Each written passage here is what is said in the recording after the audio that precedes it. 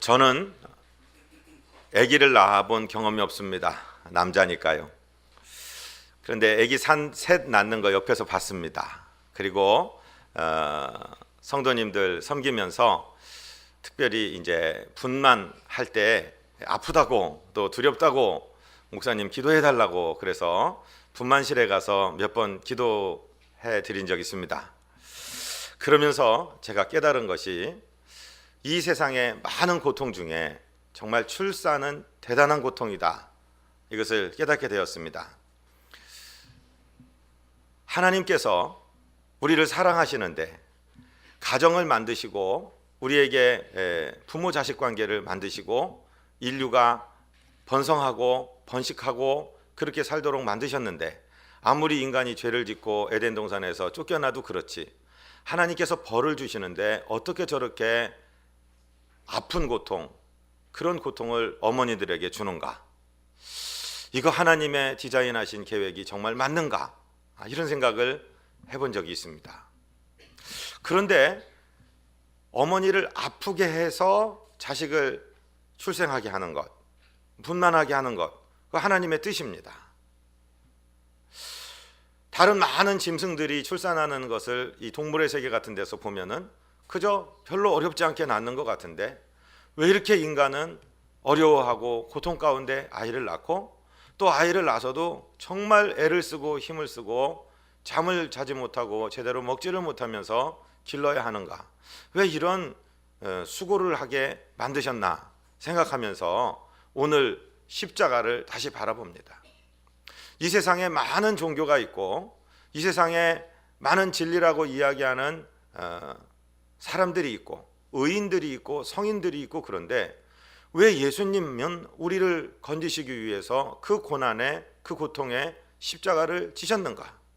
그것도 어쩌다 보니까 어떻게 궁지에 몰려서 지신 게 아니라 아버지 하나님께서 인류를 구원하시려는 계획으로 당신의 하나밖에 없는 아들을 그렇게 고통스럽게 하시고 그렇게 정말 수욕 가운데 저주 가운데 몰아넣으시며 그렇게 하셨어야만 됐는가 하는 것을 생각하면서 하나님의 깊으신 뜻을 생각해 봅니다.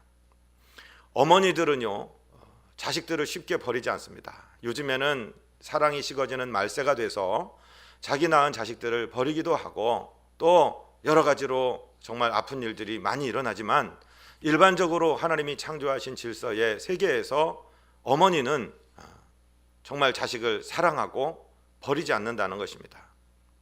많은 의인들이 있고 성인들이 있지만 우리 구주 예수 그리스도만이 저와 여러분을 끝까지 사랑하시며 천국 가는 날까지 저와 여러분을 붙들어 주시는 그런 위대하신 또 유일하신 우리의 구세주인 줄로 믿습니다. 오늘 말씀을 공부하는데요, 오늘 말씀은 예수님보다 7세기 전에 살았던 이사야라는 선지자의 말씀입니다.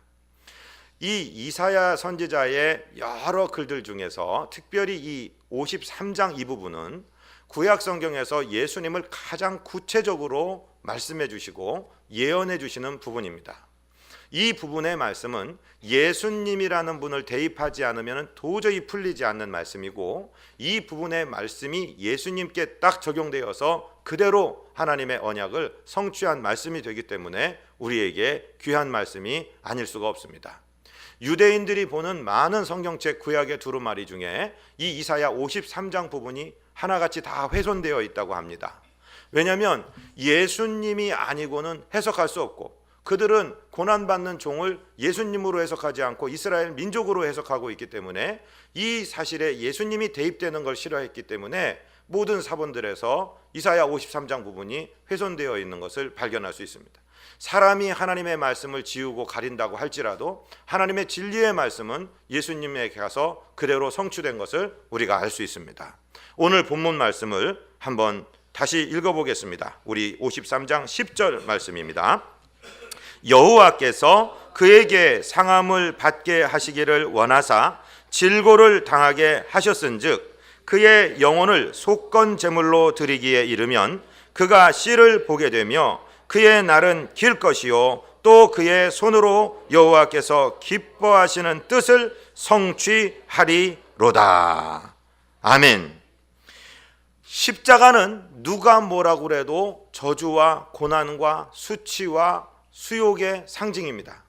이 세상 인류가 만드는 사형의 형틀 가운데 가장 처절하고 가장 비참하고 가장 잔인한 형틀입니다. 사람을 나무에 걸어서 못을 박아서 머리에 가시면류관을 씌우고 죽인다는 것이 이게 정말 인륜적으로 말이 되는 얘기입니까?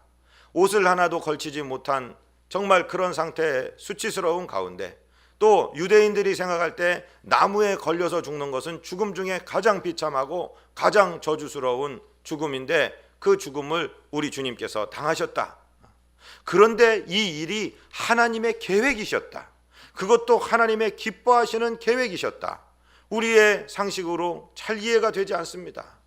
우리의 머리로 참 해석하기가 어려운 것입니다. 그런데 하나님께서는 그 십자가를 속건 제물로 받으셨다. 속건 제물이라는 단어는 우리가 일상에서 잘 쓰지 못하는 단어이기 때문에 설명이 필요합니다. 영어로는 guilt offering이라고 써 있습니다. 속건 제물은 옛날 구약의 백성들로부터, 구약의 백성들이 죄를 지으면 자기가 죽어 마땅한 죄를 지었는데 자기가 죽을 수가 없으니까 양이나 소나 염소를 대신 가져가서 그 양이나 소나 염소를 희생시켜서 피를 흘리고 가죽을 벗기고 불에 태워서 하나님께 드림으로써, 하나님, 내가 흘려야 될 피를 이 죄 없는 짐승이 흘려 싸우니 이 피를 보시고 이 제물이 타는 이 연기의 냄새를 맡으시고 내 죄를 사하여 주옵소서. 그런데 그 제도도 사람이 만든 것이 아니라 하나님이 율법을 통해서 만들어주신 제도입니다. 내가 죄를 졌는데 짐승이 대신 죽었다고 내 죄가 없어지겠습니까? 그런데 하나님께서는 그런 제도를 만들어서 제사를 지내게 하셨습니다. 그런 모든 희생 제물들은 다시 오실, 나중에 언약의 실체로서 오실, 이제 짐승의 피로 하지 아니하고 당신의 몸을 찢고 피를 흘려 저와 여러분을 구원하실 예수님에 대한 예고편으로서, 예표로서 하나님께서 만드신 것이고, 하나님께서 당신의 이 제도를, 제사의 신성한 제도를, 당신의 아들 예수 그리스도를 십자가에 죽이심으로써 성취하신 사건이 저와 여러분이 구원 얻게 된 예수 그리스도의 십자가 사건이라는 것입니다. 이 사실을 믿게 되시고 이 사실을 믿고 예수님을 나의 구주로 영접하는 사람이 구원을 얻게 된다는 주님의 제도입니다. 주님께서는 그렇게 저와 여러분을 위해서 희생당하셨습니다. 그리고 나서 그 예수님의 십자가 속건 제물의 씨앗으로 말미암아 저와 여러분들이 자손이 되어서 구원 얻은 백성들, 많은 백성들이 구원을 얻은 구원의 씨앗이 된 것입니다. 이것을 이사야는 예수님 오시기 7세기 전에 이미 예언했다는 말씀이죠. 예수님께서 당신의 손으로 순종의 행위로서 이루신 십자가가 저와 여러분의 구원을 이루었다는 것입니다. 여러분, 교회에서는 여러 가지 재미난 얘기, 아름다운 소식을 들을 수 있는데 지금 말씀드린 예수님의 십자가가 선포되지 않는 교회는 그건 교회가 아닙니다. 예수 그리스도의 복음만이 저와 여러분을 구원에 이르게 하는 유일한 구원의 길인 줄로 믿게 되시기를 주님 이름으로 부탁을 드립니다. 이것은 양보할 수가 없습니다. 타 종교와 사이좋게 지내고 연합하고 하나가 되는 것 다 중요합니다. 그러나 예수 그리스도의 십자가의 공로를, 하나님의 유일하신 구원의 계획을, 이걸 버리고 연합하는 것은 알맹이를 버리고 연합한 것이기 때문에 그건 세상 사람들의 만남일 수는 있지만은 진리의 연합이 될 수가 없습니다. 이것은 복음이 아닌 것입니다.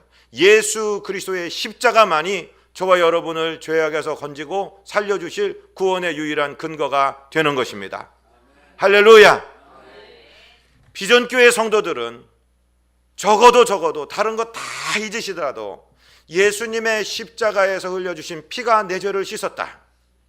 내가 구원 얻게 된 근거는 예수 십자가 때문이지 나의 공로나 행위 때문이 아니다.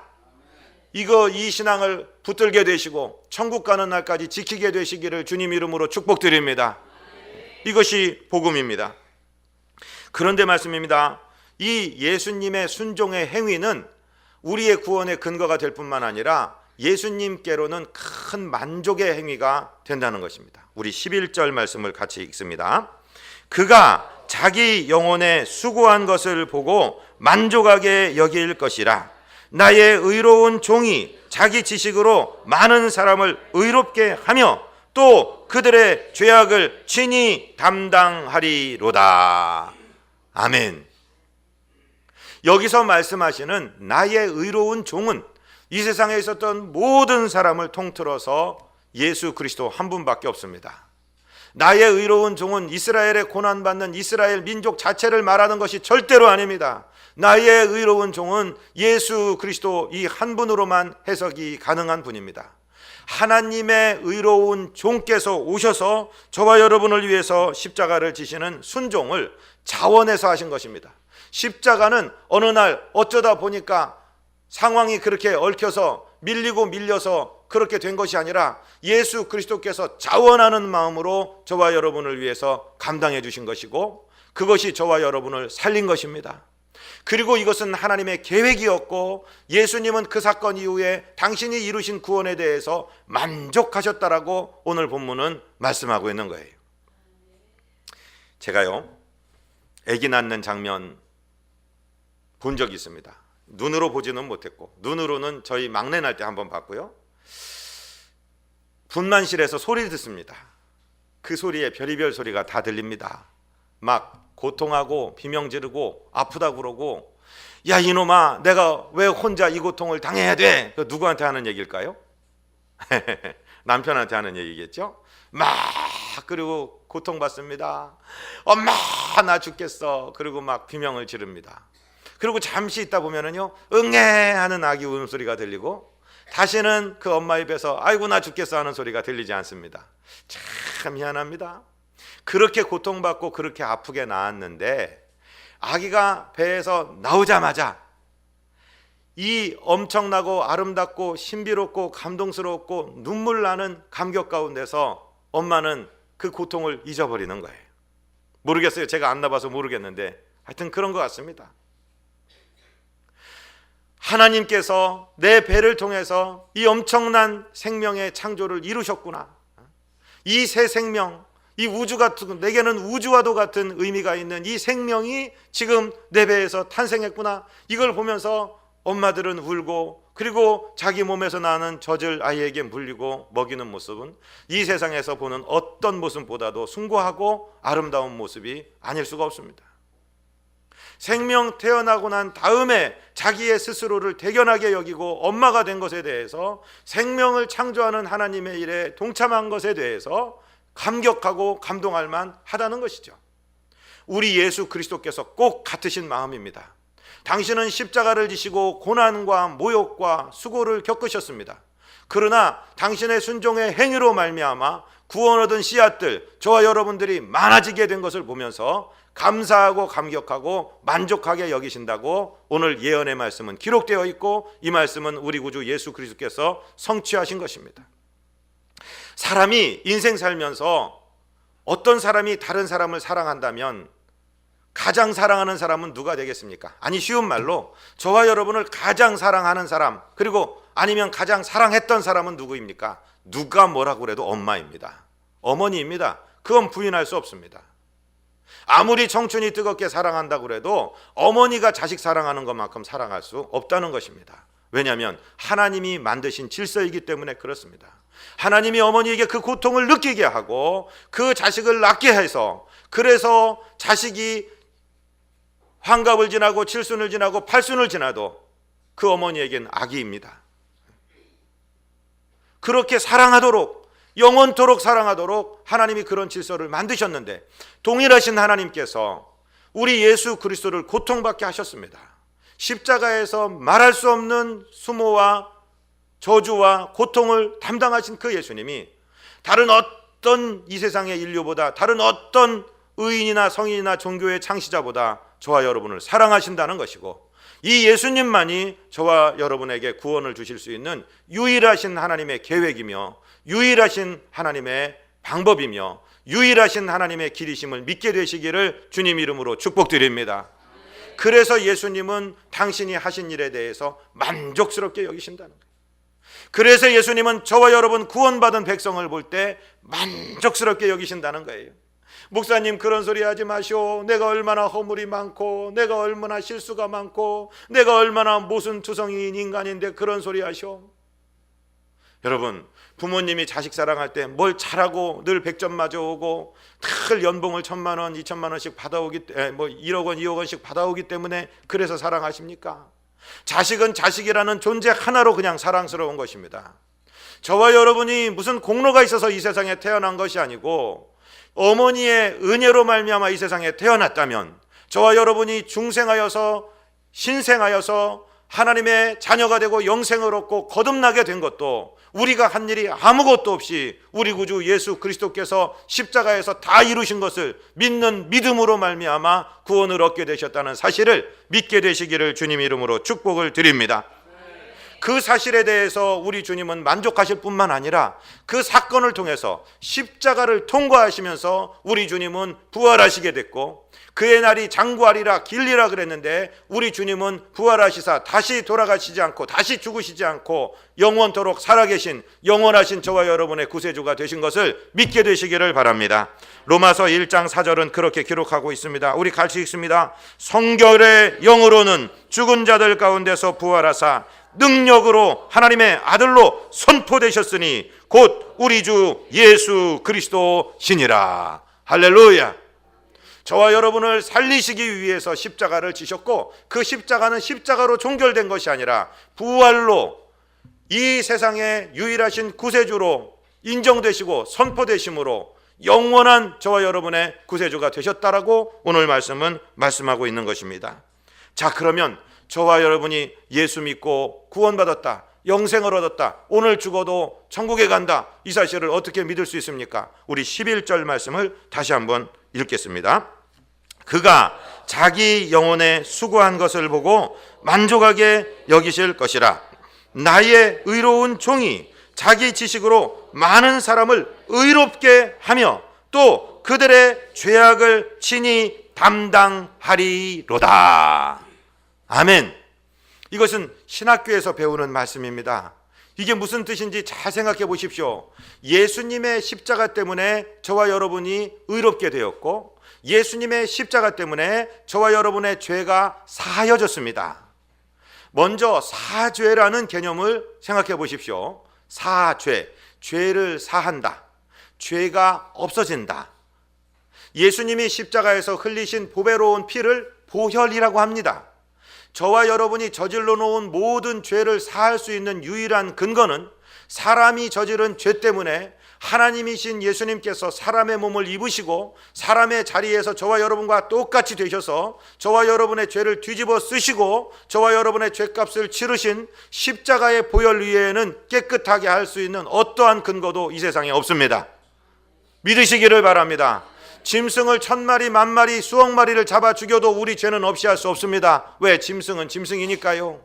그런데 예수 그리스도, 사람이 되신 예수 그리스도께서 저와 여러분의 죄를 친히 담당하시고 십자가에 죽으심으로 그 보배로운 피가 저와 여러분의 죄를 씻었다. 이것을 어려운 말로 사죄, 죄의 용서, 죄가 사하여졌다, 죄가 용서되었다 하는 것입니다. 이 사실을 믿게 되시기를 주님 이름으로 축복드립니다. 이 세상에 저와 여러분의 죄를 씻을 수 있는 유일한 근거는 우리 구주 예수 그리스도의 십자가밖에 없습니다. 다른 것이 있으면 말씀해 보십시오. 내가 지은 죄를 씻을 수 있는 것은 예수 그리스도의 십자가밖에 없습니다. 이것을 믿는 사람을 그리스도인이라고 합니다. 이것을 믿는 사람을 예수 믿는 사람이라고 합니다. 예수 그리스도의 십자가의 피가 저와 여러분의 극악무도한, 정말 추하디 추한, 더럽디 더러운 죄를 씻었습니다. 그래서 저와 여러분이 의롭게 된 것입니다. 죄를 짓지 않아서 좋은 일을 많이 했기 때문에 의롭게 된 것이 아니고, 원래는 죄인이었는데 우리가 아직 죄인 되었을 때에 하나님의 아들인 예수 그리스도께서 저와 여러분의 죄를 짊어지시고 대신 죽어주심으로 말미암아 우리 죄가 씻어졌고 사해졌고, 그래서 죄가 씻어졌으니까 저와 여러분이 의롭다 하고 인정을 받은 것입니다. 의롭다 하고 칭함을 받은 것입니다. 그것을 어려운 말로 칭의라고 합니다. 칭하여졌다, 의롭게. 저를 한번 따라 하시겠습니다. 죄를 안 져서 죄인이 아니라, 죄를 안 져서 의인이 아니라, 죄를 씻음 받아서 의인 되었다. 할렐루야. 그래서 저와 여러분이 의롭게 된 것입니다. 죄를 안 져서 의로운 것이 아니고 죄악 투성이었는데 예수님의 보혈의 공로로 그 피값으로 우리가 씻음 받아서 사죄되었고, 사죄된 사람은 의롭게 칭함을 받아서 의롭게 된 것이라고 오늘 성경은 우리에게 가르쳐주고 계십니다. 이 사실을 믿게 되시기를 주님 이름으로 축복드립니다. 의롭게 된 사람이 구원을 얻어서 죽은 후에 천국 가고 영원히 살게 되는 줄로 믿으시기를 바랍니다. 저와 여러분은 예수님의 공로로 이 구원을 얻었다는 것입니다. 삼남매가 살았습니다. 큰 형은 목수였습니다. 목재 가구를 만들고 신앙이 있었기 때문에 또 십자가를 만드는 사람이었습니다. 둘째는 딸이었습니다. 부모가 없이 이 삼남매가 살면서 딸이 이 생활을 감당하고 살림살이를 하고 그랬습니다. 그런데 막내가 정신을 못 차립니다. 막내는 일확천금을 하려는 꿈으로 계속해서 도박에 빠져서 헤어나지를 못합니다. 형이 아무리 설득을 해도 소용이 없습니다. 그날도 막내 춘팔이는 도박판에 가서 어울리다가 돈을 모두 잃고 싸움이 벌어졌습니다. 그때 형 춘삼이 달려가서 크게 다칠 뻔한 위험에 있는 동생을 구해줬습니다. 그런데 이 도박의 유혹을 끝까지 이기지 못한 춘팔이 나중에 형에게 거짓말을 합니다. 형, 오늘 이 돈을 마련해 가지 못하면 나는 죽게 되어 있어. 형, 나 죽는 것을 보려고 그러는 거야. 마지막 형 통장 그것 좀 내놓으셔. 내가 이번에 가서 빚 정리하고 내 이 도박에서 깨끗하게 손을 끊겠습니다. 그러니까 형이 동생의 말을 믿어주는 거예요. 그래, 돈이야 다시 벌면 되고 우리 정신 차려서 셋이 벌면은 살 수 있으니까 이 돈 가지고 와서 절대 도박하지 말고 이 돈으로 빚을 갚아라. 그리고 목숨만 살려달라고 그러고 너는 그곳에서 깨끗하게 손을 털고 나오거라. 그런데 이 동생 춘팔이가 돈을 가지고 도박을 안 했겠습니까? 중독이 되어 있는데 도박을 했습니다. 그런데 희한하게 돈을 땄어요. 그날 돈을 잔뜩 따가지고 빚 다 갚고 이제 내 형하고 누나하고 이제 행복하게 살리라, 도박 끝장났다 그러는데 돈을 잃은 그 불량배들이 따라옵니다.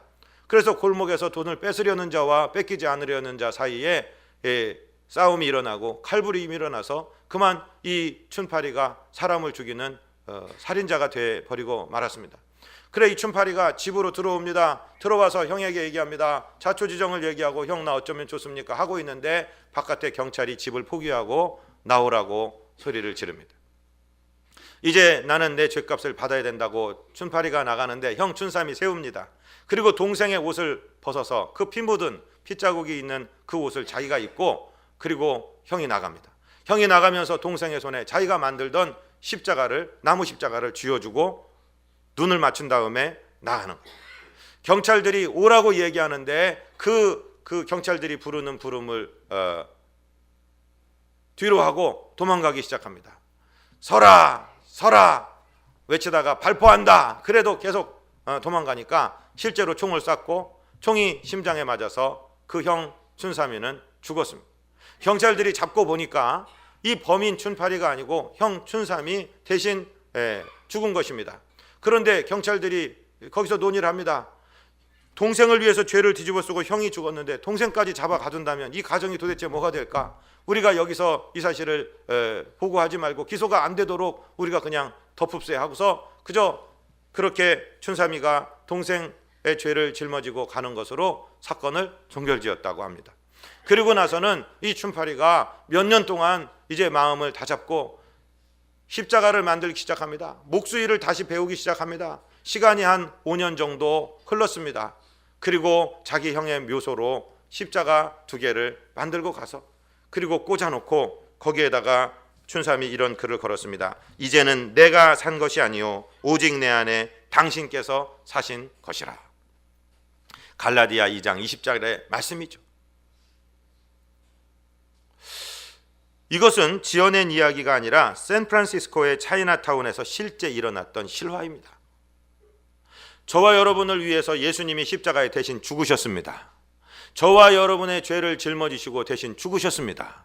이 사실을 믿는 자들, 그리고 예수님을 나의 구주로 영접하고 나의 과거의 죄악에서 나는 깨끗하게 돌아서서 완전히 회개한 사람으로 살겠습니다 하고 고백하고 예수님을 모셔드린 사람이 저와 여러분 구원받은 사람이라는 것입니다.